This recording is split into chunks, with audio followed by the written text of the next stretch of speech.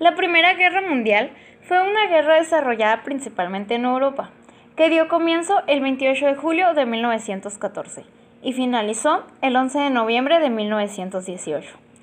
El detonante del conflicto se produjo el 28 de junio de 1914 en Sarajevo con el asesinato del archiduque Francisco Fernando de Austria. Este suceso desató una crisis diplomática cuando Austria-Hungría dio un ultimátum al Reino de Serbia y se invocaron las distintas alianzas internacionales forjadas a lo largo de las décadas anteriores. En pocas semanas, todas las grandes potencias europeas estaban en guerra y el conflicto se extendió a muchas otras áreas geográficas. El 28 de julio, los austrohúngaros iniciaron las hostilidades con el intento de invasión de Serbia.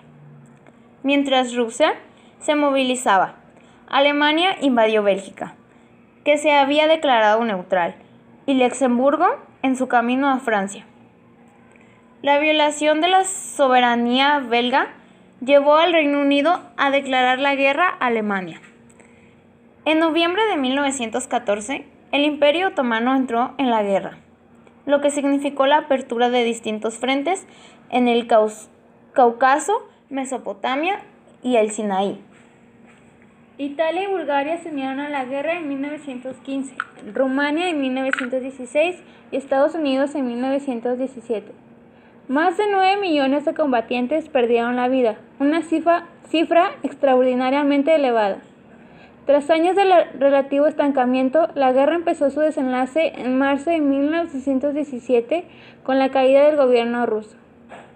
El 4 de noviembre de 1918, el Imperio Austrohúngaro solicitó un armisticio.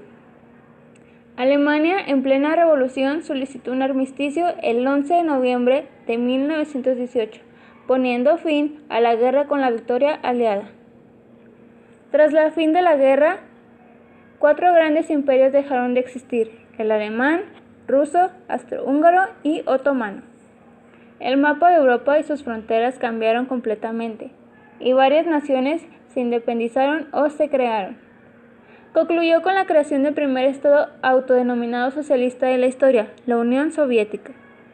Se fundó la Sociedad de Naciones con el objetivo de evitar que un conflicto de tal magnitud se volviera a repetir. Sin embargo, 2 décadas después, estalló la Segunda Guerra Mundial.